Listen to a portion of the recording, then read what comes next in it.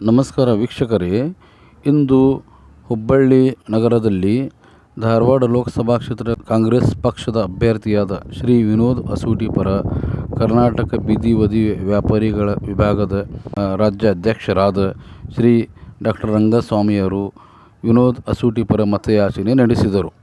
ಪ್ರಚಾರ ಸಭೆಯಲ್ಲಿ ಮಹಾನಗರ ಜಿಲ್ಲಾ ಕಾಂಗ್ರೆಸ್ ಅಧ್ಯಕ್ಷರಾದ ಶ್ರೀ ಅಲ್ತಾಫ್ ಹುಸೇನ್ ಹಳ್ಳೂರ್, ಶ್ರೀ ಗುರುನಾಥ್ ಒಳ್ಳಿಕಾಶಿ ಹಾಗೂ ಬೀದಿ ಬದಿ ವ್ಯಾಪಾರಸ್ಥರ ವಿಭಾಗದ ರಾಜ್ಯ ಉಪಾಧ್ಯಕ್ಷರಾದ ಜಾಫರ್ ಮುಲ್ಲಾನವರ್, ಬೀದಿ ಬದಿ ವ್ಯಾಪಾರ ಧಾರವಾಡ ಜಿಲ್ಲಾಧ್ಯಕ್ಷರಾದ ಇಸ್ಮಾಯಿಲ್ ಬಿಳೆಪಸಾರ್, ಕಾಂಗ್ರೆಸ್ ಯುವ ಮುಖಂಡರಾದ ಶ್ರೀ ಫಯಾಜ್ ಬಿಳೆಪಸಾರ್ ಹಾಗೂ ನೂರಾರು ಬೀದಿ ಬದಿ ವ್ಯಾಪಾರಸ್ಥರು ಈ ಸಭೆಯಲ್ಲಿ ಪಾಲ್ಗೊಂಡಿದ್ದರು. ಬನ್ನಿ ಮುಂದಿನ ವರದಿ ನೋಡೋಣ.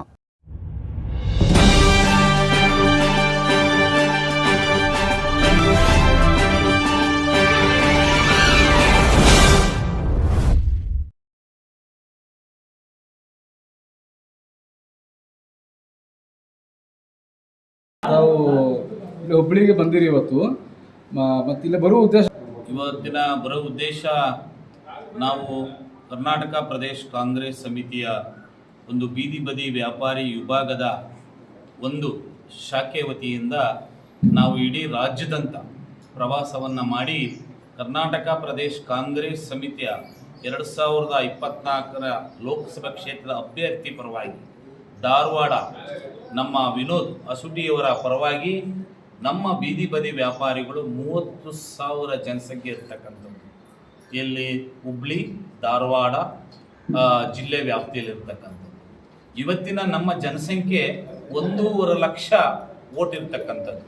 ನಮ್ಮ ಬೀದಿ ಬದಿ ವ್ಯಾಪಾರಿಗಳ ಓಟು ಒಂದು ಧಾರವಾಡ ಲೋಕಸಭಾ ಕ್ಷೇತ್ರ ವ್ಯಾಪ್ತಿಯಲ್ಲಿ 1.5 ಲಕ್ಷಕ್ಕೂ ಮೇಲೆ ನಮ್ಮ ಬೀದಿ ಬದಿ ವ್ಯಾಪಾರಿಗಳ ಕುಟುಂಬದ ಓಟಿದೆ. ಇವತ್ತು ಬೀದಿ ಬದಿ ವ್ಯಾಪಾರಿಗಳ ಮತವನ್ನು ಚಲಾಯಿಸಬೇಕು ಅನ್ನತಕ್ಕಂಥ ಇದ್ರೆ ಡಾಕ್ಟರ್ ಮನಮೋಹನ್ ಸಿಂಗ್ ಜಿಯವರು ತಂದಿರತಕ್ಕಂಥ ಕಾಯ್ದೆ ಮತ್ತು ರಾಹುಲ್ ಗಾಂಧೀಜಿಯವರು ಇದನ್ನು ಮುಂದಾಳಕ್ಕೆ ತಗೊಂಡು ಬೀದಿ ಬದಿ ವ್ಯಾಪಾರಿಗಳ ಈ ಕಾಯ್ದೆಯನ್ನು ಇಂಪ್ಲಿಮೆಂಟ್ ಮಾಡಬೇಕು ಅನ್ನತಕ್ಕಂಥದ್ದನ್ನು ರಾಹುಲ್ ಗಾಂಧೀಜಿಯವರು ಮಾಡಿರ್ತಕ್ಕಂಥದ್ದು.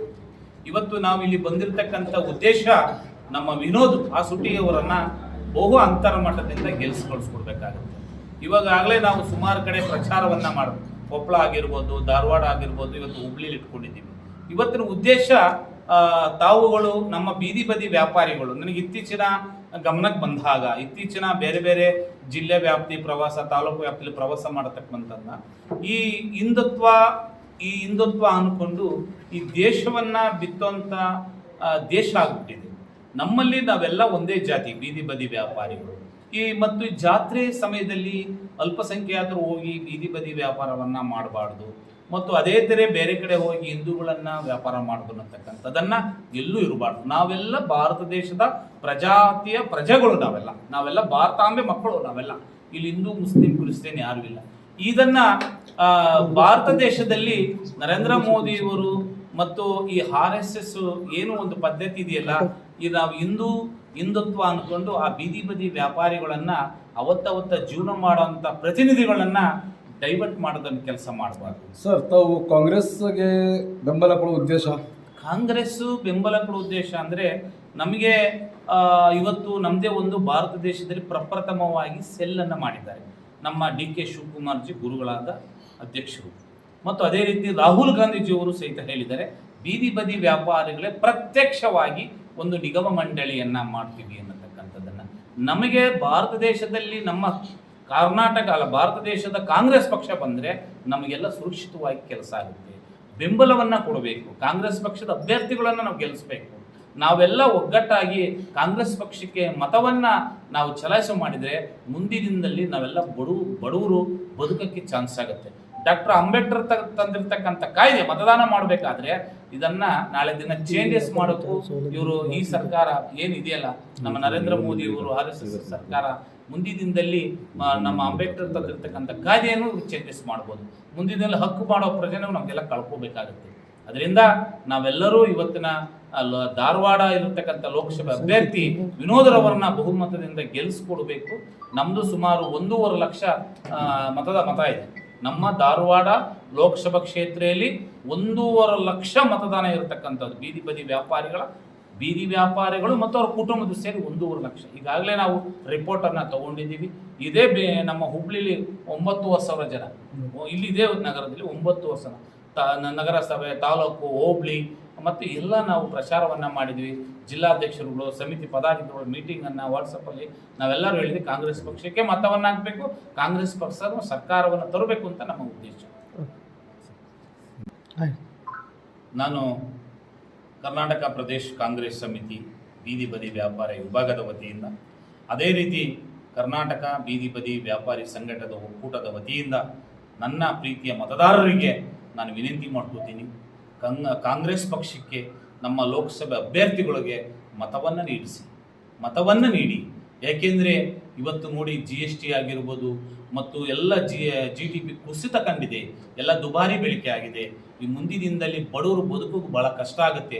ನಾನು ಮತದಾರರಲ್ಲಿ ಕೈ ಮುಗಿದು ಕೇಳ್ಕೊತೀನಿ, ತಾವುಗಳೆಲ್ಲರೂ ಕಾಂಗ್ರೆಸ್ ಪಕ್ಷಕ್ಕೆ ಮತವನ್ನು ನೀಡಿಸಿ ಕುಟುಂಬ ಸಮೇತವಾಗಿ ಪ್ರತಿಯೊಬ್ಬರು, ನೀವು ಬೀದಿ ಬದಿ ವ್ಯಾಪಾರಿಗಳಾಗಿರ್ಬೋದು, ನೀವು ಬರ್ತಕ್ಕಂಥ ಗ್ರಾಹಕರಿಗೆ ತಿಳಿಸಿ ಕಾಂಗ್ರೆಸ್ ಪಕ್ಷಕ್ಕೆ ಮತವನ್ನು ನೀಡಿಸಿ, ಕುಟುಂಬ ಸಮೇತ ಮತದಾರರುಗಳೆಲ್ಲ ಕಾಂಗ್ರೆಸ್ ಪಕ್ಷಕ್ಕೆ ಮತ ನೀಡಲಿ ಅಂತ ನಾನು ತಮ್ಮಲ್ಲಿ ವಿನಂತಿ ಮಾಡ್ತೀನಿ. ನಮಸ್ಕಾರ. ಇಂದು ನಮ್ಮ ರಾಜ್ಯದ ನಮ್ಮ ಬೀದಿ ಬದಿ ವ್ಯಾಪಾರಸ್ಥರ ಅಧ್ಯಕ್ಷರು ಹಾಗೂ KPCCಯ ಸೆಲ್ ಅಧ್ಯಕ್ಷರಾದ ರಂಗಸ್ವಾಮಿ ಅವರು ಇಂದು ಹುಬ್ಬಳ್ಳಿ ಧಾರವಾಡ ಜಿಲ್ಲೆಯಲ್ಲಿ ಕಾಂಗ್ರೆಸ್ ಪಕ್ಷದ ಪರವಾಗಿ ಪ್ರಚಾರ ಕಾರ್ಯಕ್ರಮವನ್ನು ಹಮ್ಮಿಕೊಂಡಿದ್ದರು. ಆ ಕಾರಣ ನಮ್ಮ ಬೀದಿ ಬದಿಯಲ್ಲಿ ಕುಳಿತು ವ್ಯಾಪಾರ ಮಾಡುತ್ತಿರುವಂಥ ಎಲ್ಲ ವ್ಯಾಪಾರಸ್ಥರು ಬಂದು ಇಂದು ಅಧ್ಯಕ್ಷರ ಸಮ್ಮುಖದಲ್ಲಿ ಕಾಂಗ್ರೆಸ್ಸಿಗೆ ಮತದಾನ ಮಾಡಿ ಅಂತ ಕೇಳಿಕೊಂಡಿದ್ದಾರೆ. ಆ ಪ್ರಕಾರ ನಮ್ಮ ವ್ಯಾಪಾರಸ್ಥರು ಎಲ್ಲರೂ ಅದಕ್ಕೆ ಸಹಮತ ವ್ಯಕ್ತಪಡಿಸಿದ್ದಾರೆ. ಇದಿಷ್ಟು ಹೇಳಿ ನನ್ನ ಮಾತುಗಳನ್ನು ಮುಗಿಸ್ತೀನಿ. ನಾವು ನ್ಯಾಷನಲ್ ಸ್ಟ್ರೀಟ್ ವೆಂಡರ್ ಪಾಲಿಸಿ ತರಬೇಕು ಅನ್ನುವಂಥ ಬಹು ಮುಖ್ಯವಾದಂಥ ವಿಷಯ ಕಾಂಗ್ರೆಸ್ ಪಕ್ಷದೊಳಗಿತ್ತು ಅನ್ನೋದಕ್ಕೆ ನಾವು ನೀವೆಲ್ಲರೂ ಇವತ್ತಿಲ್ಲಿ ಸೇರಿದ್ದೇವೆ. ಇವತ್ತು ಹಂಗಂದ್ರೆ ಇವತ್ತಿನ ಸರ್ಕಾರ ಏನು ಮಾಡತ್ತದ? ಇವತ್ತು ಯಾವ ಸರ್ಕಾರ ಅದ? ರಾಜ್ಯದೊಳಗೆ ಸಿದ್ದರಾಮಯ್ಯನವ್ರ ಸರ್ಕಾರ ಅದ, ಅದು ನಮ್ಮ ಜೊತೆ ನಿಮ್ಮ ಜೊತೆ ಅದ ಬಿಡ್ರಿ. ಕೇಂದ್ರದೊಳಗಿರುವಂಥ ಸರ್ಕಾರ ಏನು ಮಾಡತ್ತದ? ಕೇಂದ್ರದೊಳಗಿರುವಂಥ ಸರ್ಕಾರ ಏನು ಮಾಡತ್ತದ? ಬರೇ ಅದಾನಿ ಅಂಬಾನಿ ನೀವೆಲ್ಲ ನಿಮ್ಮದು ಅರ್ಬಿ ಬಿಚ್ಚಿ ಇಸ್ತ್ರಿ ಮಾಡಿ ಮಾರ್ರಿ ಅಂತಂದು ಹೇಳಿ ಬಹುಶಃ ಅದಾನಿಗೆ ಅಂಬಾನಿಗೆ ಕೊಡುವಂಥ ಕೆಲಸ ಕೇಂದ್ರದೊಳಗಿರುವಂಥ ಮೋದಿ ಸರ್ಕಾರ ಮಾಡತ್ತದ. ಮತ್ತು ಮೋದಿ ಸರ್ಕಾರ ಹಿಂಗೆ ಮಾಡ್ಕೊತ ಹೋಗಲಿ, ನಾವು ಏನು ಮಾಡಿದ್ರಿ ನಮ್ಮ ಕೆಲಸ ನಾವು ಮಾಡೋಣ ಅನ್ನುವಂಥ ವಾತಾವರಣ ಇರೋದಿಲ್ಲ. ನಮ್ಮ ದೇಶದೊಳಗೆ ಪ್ರಜಾಪ್ರಭುತ್ವ ವ್ಯವಸ್ಥೆ, ಸಂವಿಧಾನದ ಒಂದು ಗೌರವ ತರುವಂಥ ವ್ಯವಸ್ಥೆ ಐತಪ್ಪ ಅಂತಂದ್ರೆ ಯಾರು ಏನು ತಪ್ಪು ಮಾಡಿದ್ರು ಅದಕ್ಕೆ ತಕ್ಕ ಉತ್ತರ ಕೊಡುವಂಥ ವಾತಾವರಣ ನಮಗೆ ಪ್ರಜಾಪ್ರಭುತ್ವ ವ್ಯವಸ್ಥೆಗಳು ಕಲ್ಪಿಸಲಾಗಿದೆ. ಇದು ಇವತ್ತೇನು ಚುನಾವಣೆ ನಡೆಯುತ್ತದೆ, ಇದು ಪ್ರಜಾಪ್ರಭುತ್ವದ ಒಂದು ಬಹುದೊಡ್ಡ ಹಬ್ಬ. ಇದು ಈ ಹಬ್ಬ ಯಾಕೆ ಮಾಡ್ತಾರೆ? ಯಾರು ನಿಮಗೆ ಮೋಸ ಮಾಡುವಂಥ ಜನಪ್ರತಿನಿಧಿಗಳು ಹುಟ್ಟುತ್ತಾರೆ ಅಥವಾ ನೀವು ಅವ್ರಿಗೆ ಓಟ್ ಹಾಕಿ ಹುಟ್ಟಿಸ್ತೀವಿ, ಆ ತಪ್ಪನ್ನ ಮತ್ತು ಅವ್ರ ಮುಂದೆ ಯಾರು ಬೇರೆದವ್ರು ಮಾಡಬಾರ್ದು ಅನ್ನುವಂಥ ನಿಟ್ಟಿನೊಳಗೆ ಮತ್ತೆ ನಾವು ಎಲ್ಲರೂ ಒಂದಾಗಿ ಒಳ್ಳೆಯ ವ್ಯಕ್ತಿಯನ್ನ ಆರಿಸಿ ತರಬೇಕು ಅನ್ನುವಂಥ ನಿಟ್ಟಿನೊಳಗೆ ವೋಟ್ ಮಾಡುವಂಥ ವ್ಯವಸ್ಥೆನೇ ಇವತ್ತ ಈ ಚುನಾವಣೆಯ ಹಬ್ಬ ಅನ್ನುವಂಥದ್ದು ಸಹಿತ ನಾವು ನೀವೆಲ್ಲರಿಗೂ ತಿಳ್ಕೊಬೇಕಾಗಿದೆ.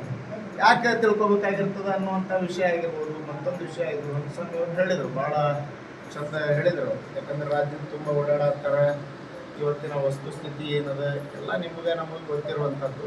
ನೋಡ್ರಿ, ಬಹಳ ದುಃಖದ ವಿಷಯ. ನಮ್ಮ ನುಗ್ಗಿಕೇರಿ ಒಳಗೆ ಒಂದು ಘಟನೆ ನಡೀತದೆ. ಕಲ್ಲಂಗಡಿ ವ್ಯಾಪಾರಸ್ಥ ಮುಸ್ಲಿಂ ಇರ್ತಾನೆ ಅಂತಂದು ಹೇಳಿ ಅವ್ನಿಗೆ ಅಲ್ಲಿಂದ ಬಹಿಷ್ಕಾರ ಹಾಕ್ರಿ, ಅವ್ನಿಗೆ ವ್ಯಾಪಾರ ಮಾಡಕ್ಕೆ ಕೊಡಬೇಡ್ರಿ ಅನ್ನುವಂಥ ಒಂದು ಸಂಘರ್ಷದ ವಾತಾವರಣ ಹುಟ್ಟಾಕಿದೆ. ಅದಕ್ಕೆ ಸಗಣಿ ತಿಂತು ಹಿಂದಿನ ಸರ್ಕಾರ. ಇವತ್ತು ಮತ್ತೇನು ಮಾಡತ್ತರು, ಎಲ್ಲೋ ನಮ್ಮ ಮಂಗಳೂರು ಭಾಗದೊಳಗೆ ಕೋಸ್ಟಲ್ ಬೆಲ್ಟ್ ಒಳಗೆ ಅಲ್ಲಿ ಯಾವ ಹಿಂದೂ ದೇವಾಲಯಗಳದಾವು ಅಲ್ಲಿ ಯಾರು ಮುಸ್ಲಿಮರು ವ್ಯಾಪಾರ ಮಾಡೋಂಗೆ ಇಲ್ಲ ಅಂತಾರೆ. ಅಗದಿ ಕ್ಲಿಯರಾಗೇ ಹೇಳ್ತಾರೆ. ಇನ್ನು ಬರುವಂಥ ದಿನ ಹೆಂಗೆ ಬರ್ತಾವು ಅವರನ್ನು ನಾವು ಮತ್ತೊಮ್ಮೆ ಆರಿಸಿ ತರ್ಕೊತ ಹೋದ್ರೆ ಅಂತಂದ್ರೆ ದೇಶದೊಳಗೆ ನಾವು ಯಾರು ಮುಸ್ಲಿಮರಾಗಿರ್ಬೋದು, ಮತ್ತೊಂದು ಜಾತಿಯವರಾಗಿರ್ಬೋದು, ಹಿಂದೂಗಳಿಗೆ ಅಥವಾ ಹಿಂದೂ ವ್ಯವಸ್ಥೆಯನ್ನು ಯಾರು ವಿರೋಧ ಮಾಡುವಂಥವ್ರಿಲ್ಲ. ನಾನು ಯಾರು ಅಫ್ಘಾನಿಸ್ತಾನ್ಲಿಂದ ಬಂದಿನ, ಪಾಕಿಸ್ತಾನ್ಲಿಂದ ಬಂದಿನ, ಬಾಂಗ್ಲಾದೇಶದಿಂದ ಬಂದಿನ, ಯಾರಿಲ್ಲ. ಎಲ್ಲರೂ ಇಲ್ಲೇ ಹುಟ್ಟಿದವರು, ಇಲ್ಲೇ ಬೆಳೆದವರು. ನಾಳೆ 7ನೇ ತಾರೀಕು ಚುನಾವಣೆ ಮುಗಿತು, ಉಳಿದಂಥ 2-3 ಚುನಾವಣೆ ಮುಗಿದ್ವು ಅಂತಂದ್ರೆ ಮತ್ತೆ ಇವ್ರು ಯಾರು ಇರೋದೇ ಇಲ್ಲ.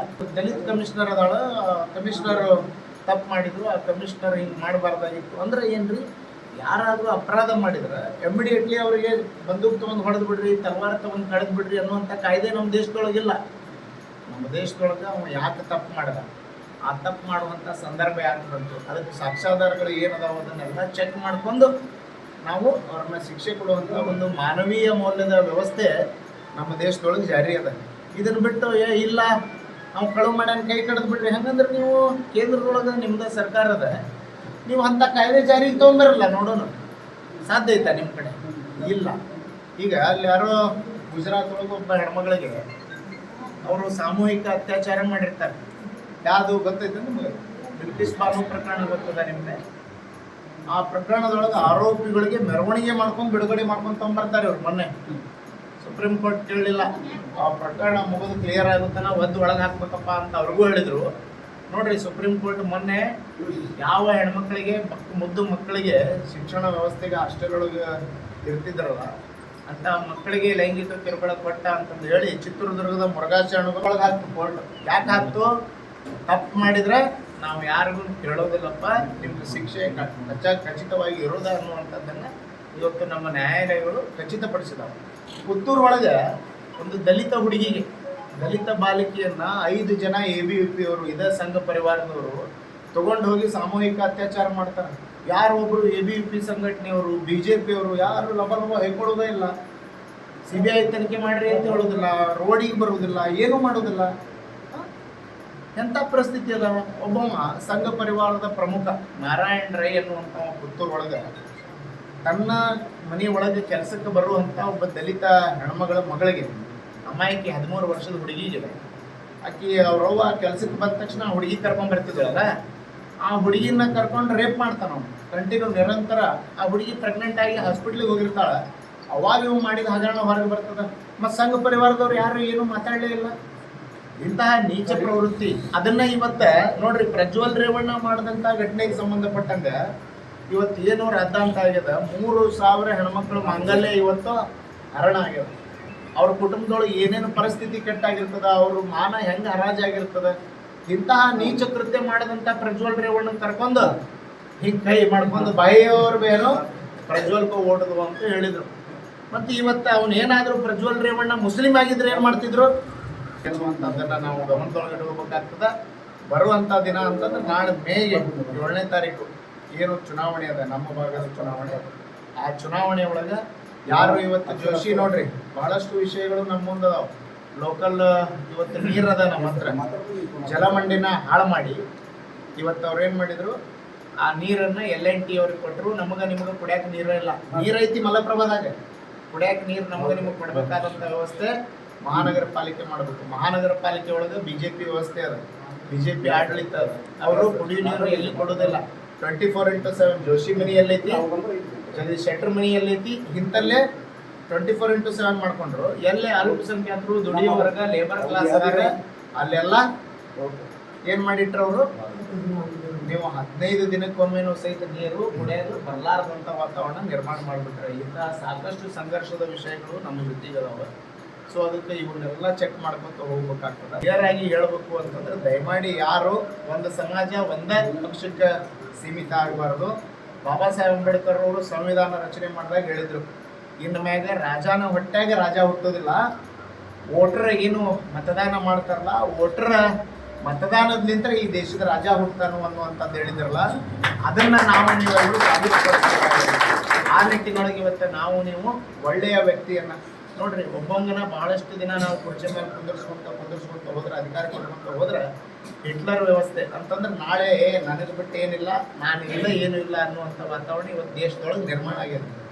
ಮಾಧ್ಯಮ ಸ್ವಾತಂತ್ರ್ಯ ಇಲ್ಲ, ಯಾರು ಏನು ಬೇಕು ಮಾತಾಡುವಂಥ ಸ್ವಾತಂತ್ರ್ಯ ಇಲ್ಲ, ಸತ್ಯ ಹೇಳುವಂಥ ಸ್ವಾತಂತ್ರ್ಯ ಇಲ್ಲ, ಬರೇ ಸುಳ್ಳು ಹೇಳೋ ಸ್ವಾತಂತ್ರ್ಯ ಇಲ್ಲ, ಬರೇ ಸುಳ್ಳು ಹೇಳೋರಿಗೆ ಬೆಂಬಲ ಮಾಡಬೇಕು. ಇಂಥ ಒಂದು ನೀಚ ವಾತಾವರಣ ಇವತ್ತೇನು ನಿರ್ಮಾಣ ಮಾಡ್ರೆ ಇದಕ್ಕೆಲ್ಲ ತಕ್ಕ ಉತ್ತರ ನಾವು ಕೊಡಬೇಕು ಅಂತಂದ್ರೆ ನಾವು ನೀವೆಲ್ಲರೂ ಸೇರಿಬಿಟ್ಟು ಕಾಂಗ್ರೆಸ್ ಅಭ್ಯರ್ಥಿಯನ್ನ ಪ್ರಚಂಡ ಬಹುಮತದಿಂದ ಆರಿಸ್ತಿರುವಂಥ ಕೆಲಸ ಮಾಡಬೇಕು. 4 ಸಾರಿ ಸುಳ್ಳು ಹೇಳಿ ಹೇಳಿ ಹೇಳಿ ಹೇಳಿ ಇವತ್ತು ನಿಮಗೆ ಸುಲಿಗೆ ಮಾಡಿ ಸಾವಿರಾರು ಕೋಟಿ ಆಸ್ತಿ ಮಾಡ್ಕೊಂಡಂಥ ಯಾರು ನೀಚರದಾರೋ ಅವರನ್ನು ಸೋಲಿಸಿ ಅವ್ರು ಮಾಡದಂಥ ಆಸ್ತಿ ಕರಗಿಸುವಂಥ ತಿರ್ಕೊಂತ ಮನ್ಯಾಗ ಕುಂದರಿಪ್ಪ ಅಂತ ಕಳಿಸುವಂಥ ಕೆಲಸ ನಾವು ನೀವೆಲ್ಲರೂ ಮಾಡಬೇಕಾಗಿದೆ. ಅದಕ್ಕೆ ಉಳಿದದ ಭಾಳ ದಿನ ಉಳಿದಿಲ್ಲ.